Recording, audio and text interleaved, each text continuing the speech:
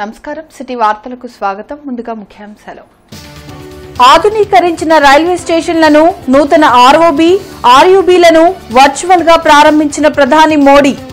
Railway ప్రాజెక్టులను అమృత్ పథకంలో చేపట్టడం హర్షణీయమన్న ప్రజా ప్రతినిధులు, అధికారులు. వైసీపీ అన్ని స్థానాలలో విజయం సాధించాలని పాదయాత్ర. పేదల సంక్షేమమే లక్ష్యంగా సీఎం జగన్ పాలన సాగుతుందన్న ఎంపీ ఆళ్ల.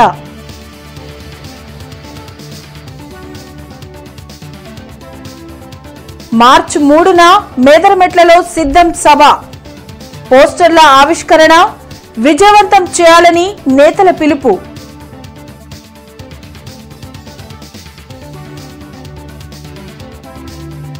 ఘనంగా కన్నెగంటి హనుమంత్ వర్ధంతి కార్యక్రమాలు.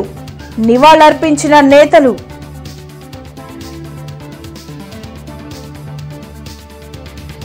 అమృత్ భారత్ పథకంలో భాగంగా దేశవ్యాప్తంగా పలు రైల్వే స్టేషన్లను ఆధునీకరించడంతో పాటు ఆర్యుబీలు, ఆర్ఓబీలను నిర్మించారు. వీటిని ప్రధాని మోడీ జాతికి అంకితం చేశారు. అమృత్ భారత్ పథకంలో భాగంగా ఆధునీకరించిన గుంటూరు రైల్వే స్టేషన్ ప్రారంభంతో పాటు నరసరావుపేట, వినుకొండ, మంగళగిరి, ఇతర రైల్వే స్టేషన్లో అభివృద్ది పనులు చేపట్టేందుకు శంకుస్థాపనని ప్రధాని మోడీ వర్చువల్ గా చేశారు. గుంటూరు రైల్వే స్టేషన్ ఏర్పాటు చేసిన కార్యక్రమంలో ఎంపీ ఆళ్ల అయోధ్యరామిరెడ్డితో పాటు ఎమ్మెల్సీ యేసురత్నం, బీజేపీ నాయకులు సత్యకుమార్, చందు సాంబశివరావు, నరేంద్ర కుమార్, డిఆర్ఎం రామకృష్ణ తదితరులు పాల్గొన్నారు. ప్రధాని మోడీ నేతృత్వంలో దేశం అన్ని రంగాల్లో అభివృద్ది సాధించిందని ఎంపీ అయోధ్యరామిరెడ్డి తెలిపారు. ఏపీలో అనేక రైల్వే ప్రాజెక్టులను అమృత్ పథకంలో చేపట్టడం హర్షణీయమని చెప్పారు. గత 10 ఏళ్లలో ఒక్క ఏపీలోనే అనేక రైల్వే ప్రాజెక్టులను చేపట్టి అధికంగా నిధుల్ని బీజేపీ ప్రభుత్వం కేటాయించిందని సత్యకుమార్ తెలిపారు. పలు ప్రాజెక్టులకు రాష్ట ప్రభుత్వం సహకారం అందకపోవడం వలన నిధులు లాప్స్ అయ్యే పరిస్థితి ఉందని సీఎం జగన్ దీనిపై దృష్టి సారించాలని కోరారు. ఇప్పుడు ఆంధ్రప్రదేశ్లో జరగబోయేటటువంటి ప్రోగ్రామ్స్ అన్నింటిలో కూడాను మెయిన్గా మనం గుంటూరు రైల్వే స్టేషన్ మనం చూసుకుంటే దాదాపు 15.8 crores తోటి దీన్నంతా ఇంటిగ్రేటెడ్ రైల్వే సెంటర్గా, మల్టీ మోడల్ కనెక్టివిటీ సెంటర్గా దీన్ని తీర్చిదిద్దే విధంగా మొత్తం ప్లానింగ్ చేయడం జరిగింది. ఆ ప్లాన్స్ అన్నీ కూడాను నేను అనుకుంటాను నెక్స్ట్ 1-2 yearsలో కంప్లీట్ అయిపోతాయి. సో అయిన తర్వాత మొత్తం మన గుంటూరు రైల్వే స్టేషన్ కానివ్వండి, అలాగే గుంటూరు డిస్ట్రిక్ట్లో వచ్చేటటువంటి ఆర్యుబీస్, ఆర్ఓబీస్, అలాగే కొత్త మళ్ళీ మనకు కూడా ఇంకా అదర్ స్టేషన్స్ కూడా ఇంప్రూవ్మెంట్ చేస్తూ ఉన్నారు. స్టేట్ మొత్తం కూడా చాలా ఇంప్రూవ్మెంట్స్ తీసుకొస్తూ ఉన్నారు.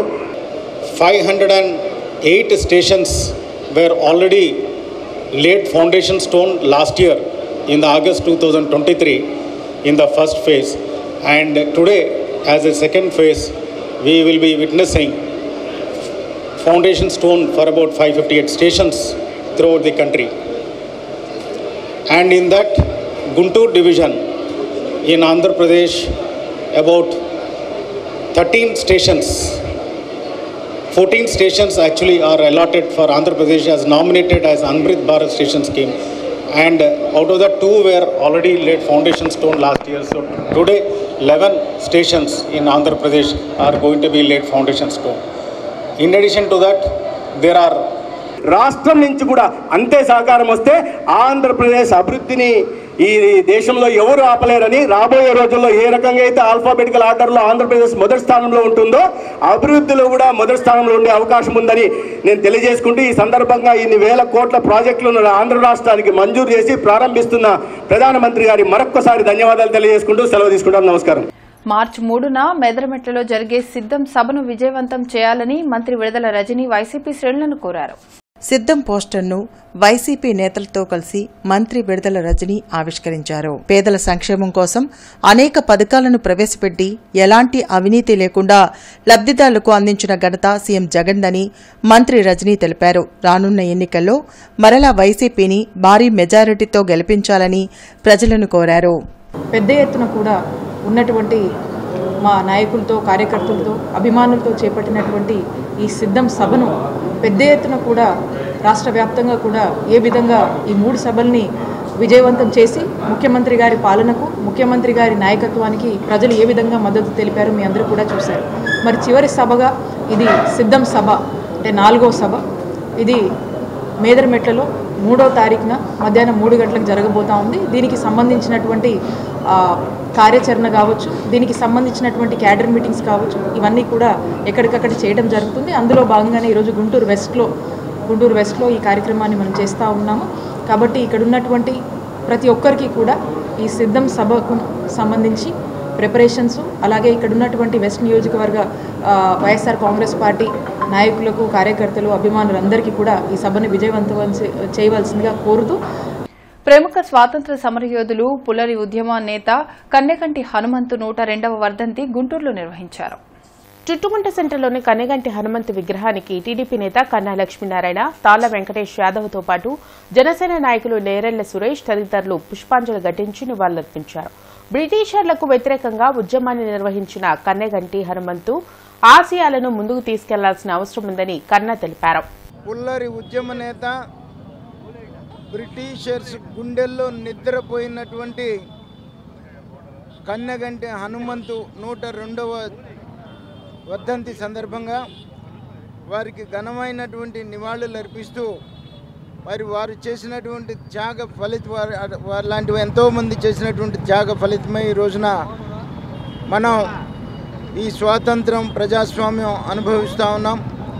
మనం అందరం కూడా ఈ సందర్భంగా వారి ఆశయాలను, వారి బాటలో నడవాలని చెప్పేసి నేను ఈ సందర్భంగా కోరుతూ వారికి మరొకసారి ఘనమైనటువంటి నివాళులు అర్పిస్తూ ఉన్నాను. ఒక స్వాతంత్ర సమరయోధుడు, పుల్లరి ఉద్యమం ద్వారా, నిరాకరణ ద్వారా ఆయన బ్రిటిష్ వారికి చేతిలో బలయ్యారు.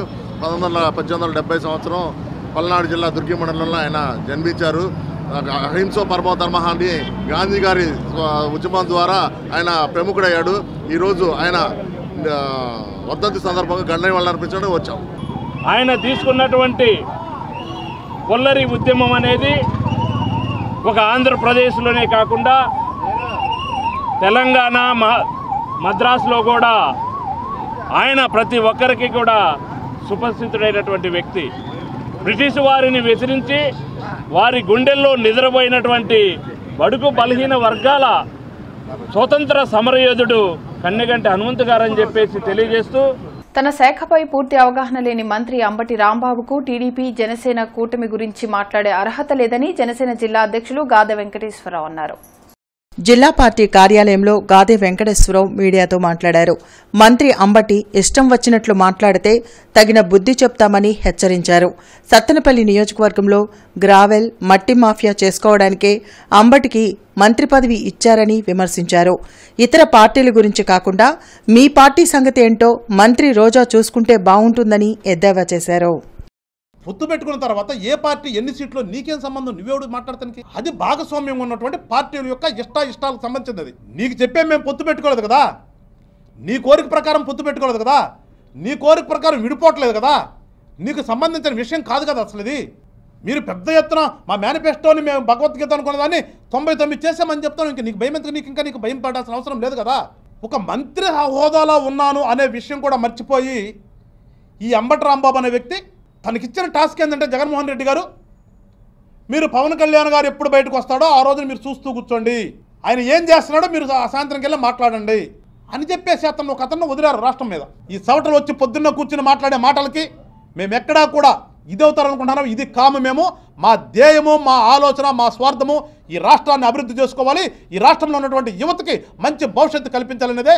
దాని గురించే మా నాయకుడు పలు ప్రాంతాల్లో అక్రమంగా మద్యంను అధిక ధరలకు అమ్ముతున్నట్లు ఎస్ఈబీ అధికారుల సమాచారం రావడంతో తనిఖీలు నిర్వహించారు. ఆటోలో తరలిస్తున్న 142 మద్యం బాటిల్స్ ను సీజ్ చేయడంతో పాటు 5గురిని అదుపులోకి తీసుకున్నారు. అరెస్టు వివరాలను ఎస్ఈబీ అధికారులు మీడియాకు వెల్లడించారు. ప్రభుత్వ మద్యం దుకాణం నుంచి తీసుకొచ్చి బయట అధిక ధరలకు వీటిని అమ్ముతున్నట్లు గుర్తించామన్నారు. 26 లీటర్ల మద్యం మనం సీజ్ చేస్తున్నాం. దీనిలో భాగంగా మొత్తం 4గురిని అరెస్ట్ చేసిన తర్వాత వాళ్ళని విచారణ చేస్తే ఇది గడ్డిపాడు ప్రభుత్వానికి సంబంధించినటువంటి మద్యం దుకాణం నుంచి ఇవి సేకరించినట్లుగా తెలిసి వాళ్ళని కూడా అదుపులోకి తీసుకోవడం జరిగింది. మేము ఈ ఆఫీసర్లందరూ కూడాను చాలా కమిట్మెంట్ తోటి, అంకిత భావంతో ఈ యొక్క మద్యాన్ని, అక్రమంగా తరలిస్తున్నటువంటి మద్యాన్ని, అలాగే అక్రమంగా సేల్ చేస్తున్నటువంటి మద్యాన్ని సీజ్ చేసే దానిలో భాగంగా చాలా హార్డ్ వర్క్ నిర్వహిస్తూ ఉన్నారు. వీళ్ళందరూ కూడా నెహ్రూ నగర్ ఏరియాకి సంబంధించినటువంటి 4 వ్యక్తులు కూడాను మన గుంటూరులోనే నెహ్రూ నగర్ ఏరియా వాళ్ళు అక్కడ అధిక రేట్లకు అమ్మడానికి గాను వీళ్ళు మద్యాన్ని తీసుకెళ్తున్నట్టుగా మనకు తెలిసింది.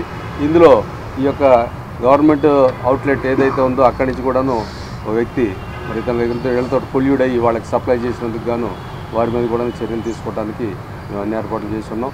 దర్యాప్తు ఇంకా కొనసాగుతూ ఉంది.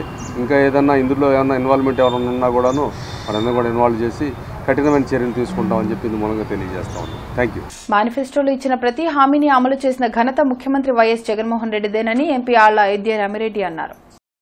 వైసీపీ 175 స్థానాల్లో విజయం సాధించాలని కాంక్షిస్తూ రాష్ట్ర ఎస్సీ కమిషన్ మాజీ సభ్యులు బసవారావు పులివెందుల నుండి ఇచ్చాపురం వరకు పాదయాత్ర చేపట్టారు.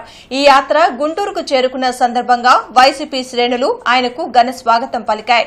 రాష్ట్రంలోని పేదల సంక్షేమమే లక్ష్యంగా సీఎం జగన్ పాలన సాగిస్తున్నారని ఎంపీ తెలిపారు.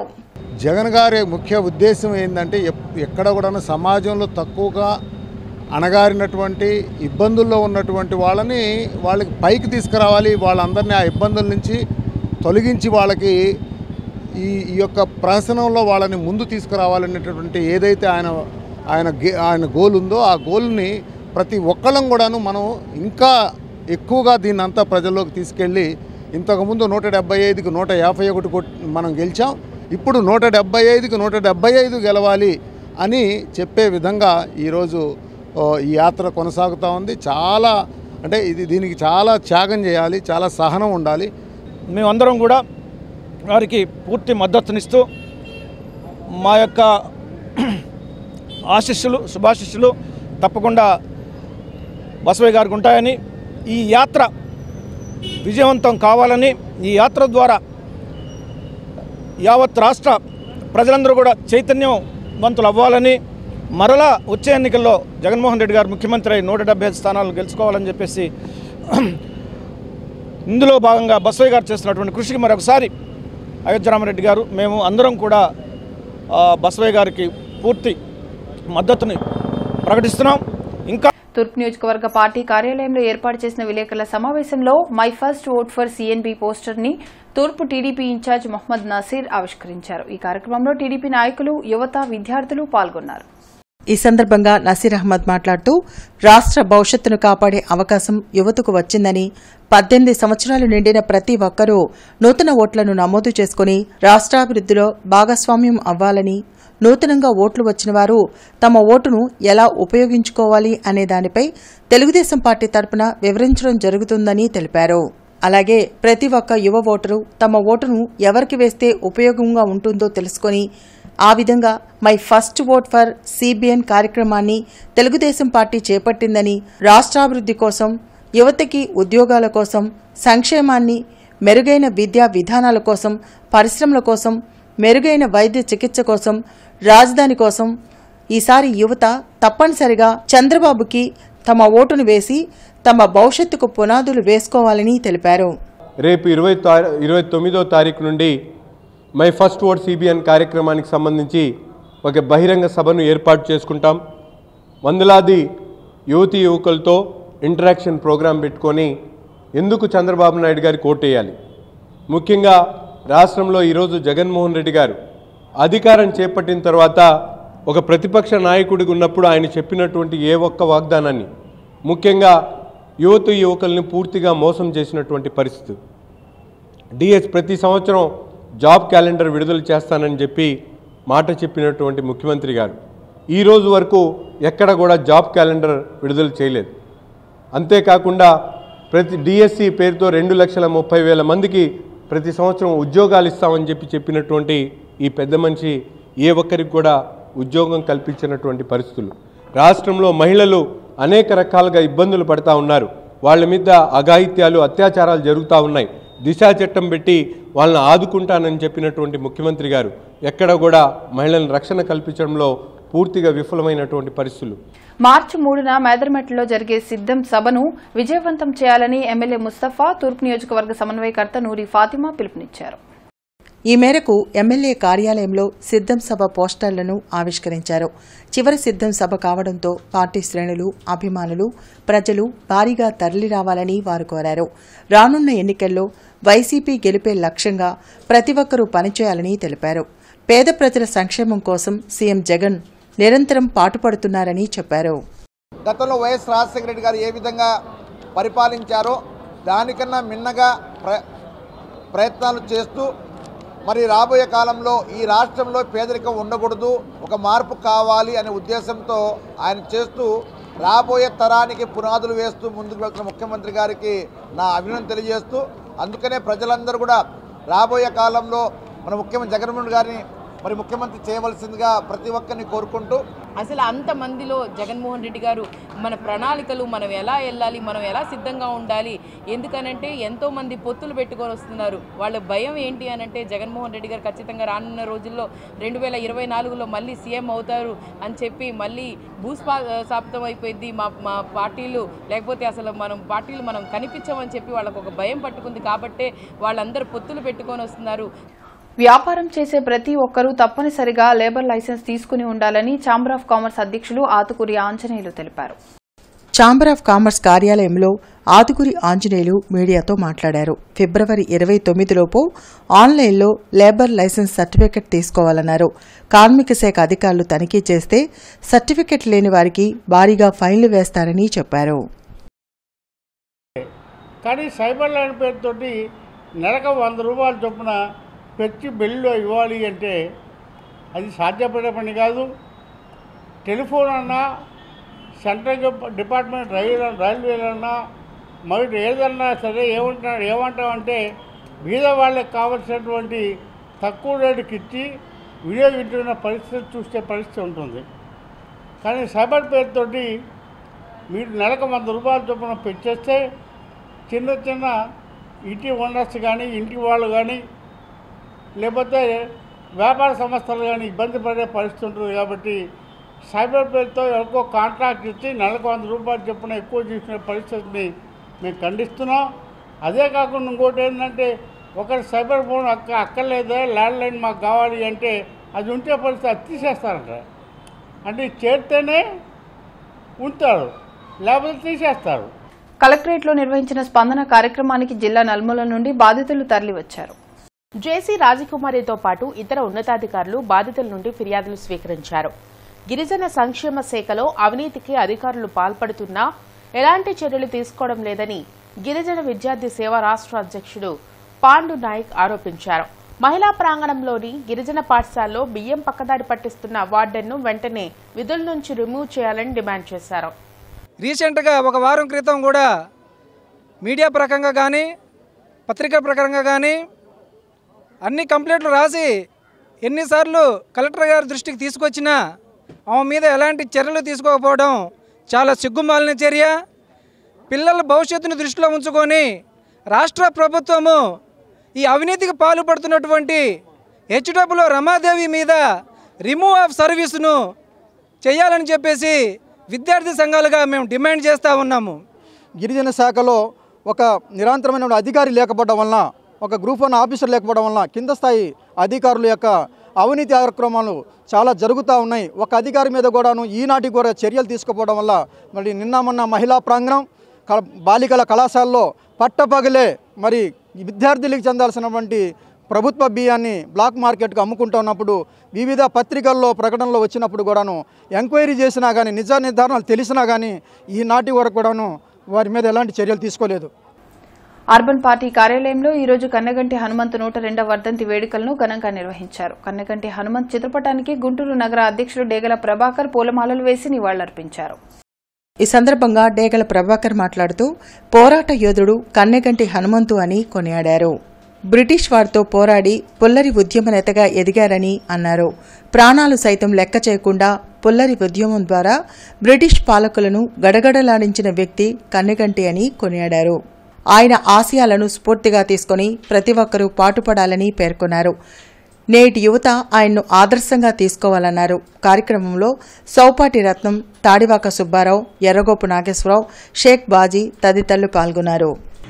బడుగు బలహీన వర్గాలని అనగదొక్కినటువంటి ప్రతి ఒక్కరిని కూడా ఉద్యమకారుడిగా మరి ఆ రోజున పేరుగాంచినటువంటి కన్నెగంటి హనుమంతు గారికి ఈ రోజున మేమందరం కూడా ఆయన ఉద్యమ నీతి ఎలాగుందంటే ఏదైనా కానీ ఎవరికైనా కానీ అన్యాయం జరిగితే సహించేది లేదు అని చెప్పేసి ఆ రోజుల్లో తెలియజెప్పినటువంటి నీతివంతుడు, ఉద్యమకారుడు గవర్నమెంట్ హనుమంతు గారిని ఈ రోజున మనందరం కూడా స్మరించుకోవటం, జాతికి ఆయన చేసినటువంటి సేవలు, ఆయన చేసినటువంటి ఎన్నో కార్యక్రమాల గురించి తెలియజేయాలని చెప్పేసి ప్రతి ఒక్కరు కూడా చెబుతూ బెంగళూరులోని VMS institute of technologies and management కళాశాలలో అన్వేషణ ప్రోటోటైప్ 2024 పేరుతో నిర్వహించిన పోటీల్లో ఆర్వీఆర్ఎన్ చేసి విద్యార్థులు ప్రథమ స్థానంలో అవార్డు అందుకోవడం గర్వకారణమని కళాశాల అధ్యక్షులు డాక్టర్ రాయపాటి శ్రీనివాస్ హర్షం వ్యక్తం చేశారు. ఈ సందర్భంగా కళాశాల సెక్రటరీ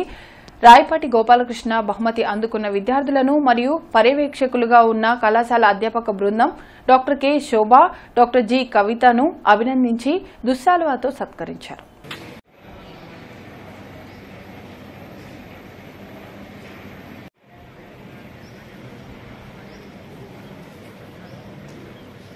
నగరంలోని అరండల్పేటలో గల వడ్డెర హక్కుల పరిరక్షణ సమితి కార్యాలయంలో ఏర్పాటు చేసిన మీడియా సమావేశంలో వడ్డెర హక్కుల పరిరక్షణ సమితి రాష్ట్ర అధ్యక్షులు దేవెళ్ల వెంకట్ మాట్లాడారు. ఈ సందర్భంగా దేవెళ్ల వెంకట్ మాట్లాడుతూ వెంకటేశ్వర విజ్ఞాన మందిరంలో జరిగిన వడ్డెర యువగర్జన సభకు హాజరై విజయవంతం చేసిన వివిధ రాజకీయ పార్టీల ప్రజాప్రతినిధులకు, వడ్డెర కులస్తులకు ప్రత్యేకమైన ధన్యవాదాలు తెలిపారు. రాష్ట్రంలో 30 లక్షలకు పైగా ఉన్న వడ్డెరలకు రాజ్యాధికారం సాధించే వరకు తమ పోరాటం ఆగదని వెంకట్ స్పష్టం చేశారు. రానున్న రోజుల్లో ప్రతి రాజకీయ పార్టీ అధ్యక్షులను కూడా కలిసి తమ విజ్ఞాపనలు తెలియజేస్తామన్నారు. ఈ సమావేశంలో వడ్డెర హక్కుల పరిరక్షణ సమితి రాష్ట్ర అధికార ప్రతినిధి తన్నీరు సాంబయ్య, పలువురు నాయకులు పాల్గొన్నారు. ఈ కార్యక్రమం కోసం వడ్డెర హక్కుల పరిరక్షణ సమితి సభ్యులు కొంతమంది మాతో పాటు జిల్లాల పర్యటన చేసి, కొంతమంది ఏదో ఒక విధంగా ఈ కార్యక్రమం అండగా నిలబడి వారందరికీ కూడా నా హృదయపూర్వక ధన్యవాదాలు. వడ్డెర కులం రాష్ట్రంలో 30 లక్షల మంది జనాభా ఉండి రాజకీయంగా వెనుకబాటుతనానికి లోనై సరైన అవకాశాలు లేక, ఆర్థిక వనరులు లేక, పనులు లేక వలసలు పోయే జీవితాలతో కుటుంబాలు చిన్నాభిన్నంగా ఉన్న ఈ పరిస్థితుల్లో వడ్డెర హక్కుల పరిరక్షణ సమితి వడ్డెర కుల హక్కుల కోసం, ఐక్యత కోసం, రాజ్యాధికారం కోసం నిన్న గుంటూరు రాజధాని రాష్ట్ర నడిబొడ్డైన గుంటూరు నగరంలో కనీ విని రీతిలో వడ్డెర కుల చరిత్రలో ఎన్నో సభలు, ఎన్నో సమావేశాలు జరిగాయి.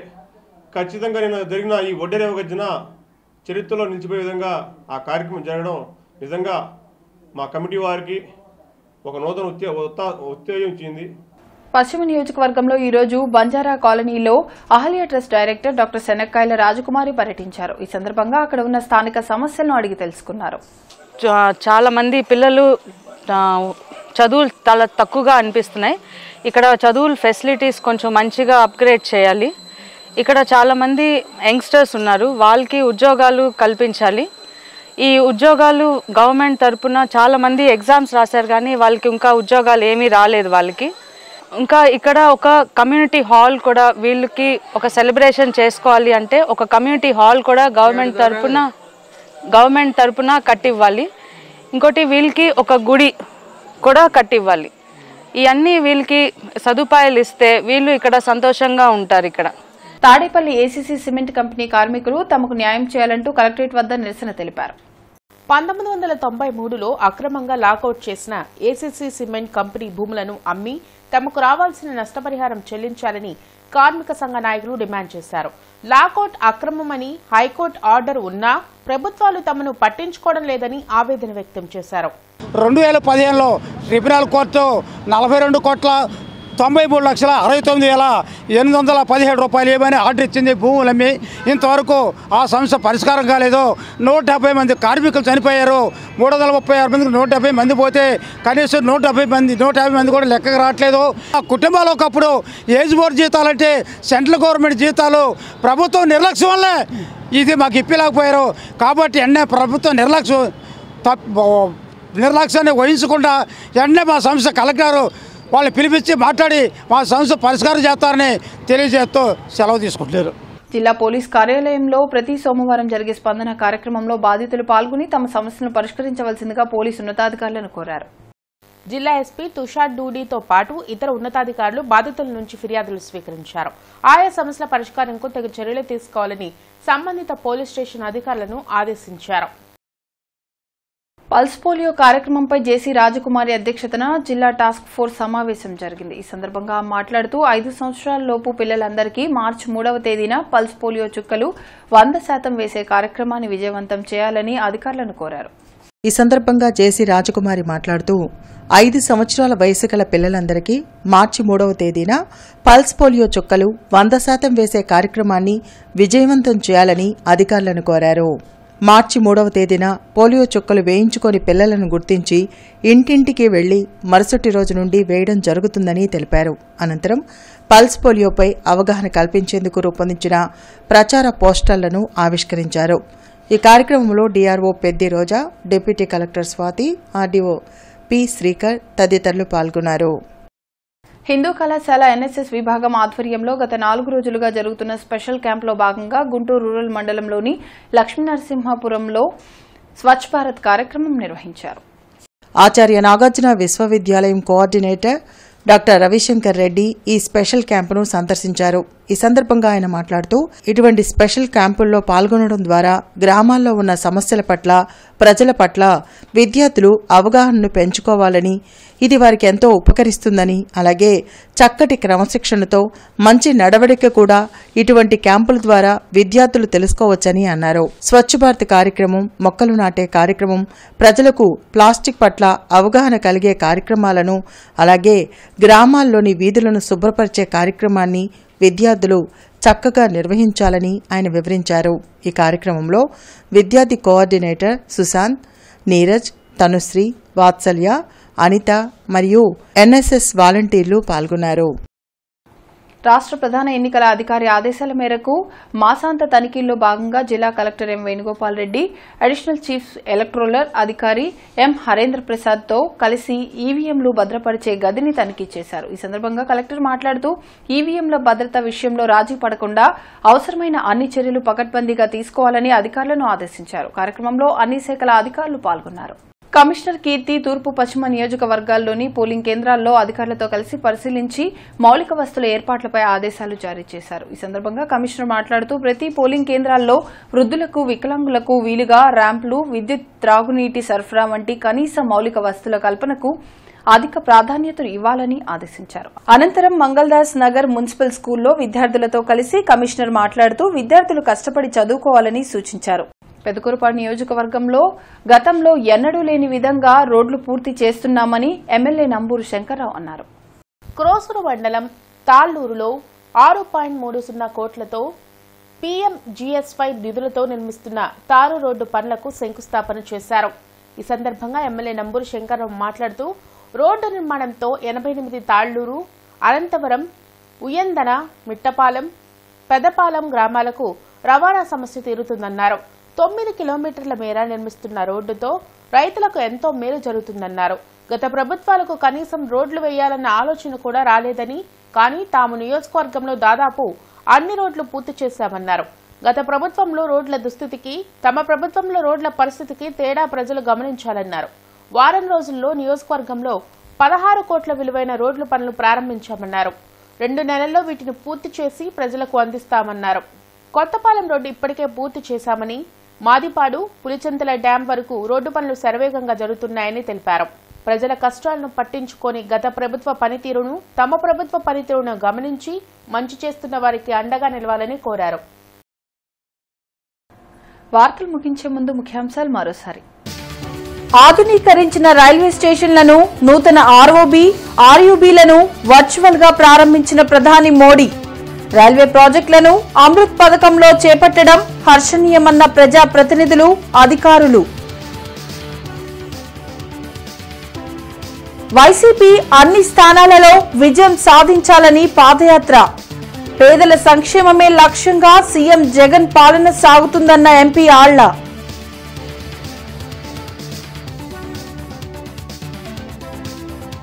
మార్చి 3న మేదరమెట్లలో సిద్ధం సభ. పోస్టర్ల ఆవిష్కరణ విజయవంతం చేయాలని నేతల పిలుపు.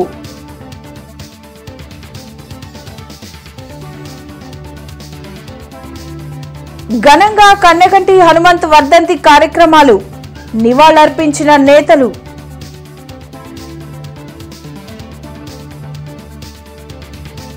ఇవి ఇప్పటివరకున్న అప్డేట్స్. మరిన్ని అప్డేట్స్తో మళ్ళీ కలుద్దాం. అంతవరకు సెలవు. నమస్కారం.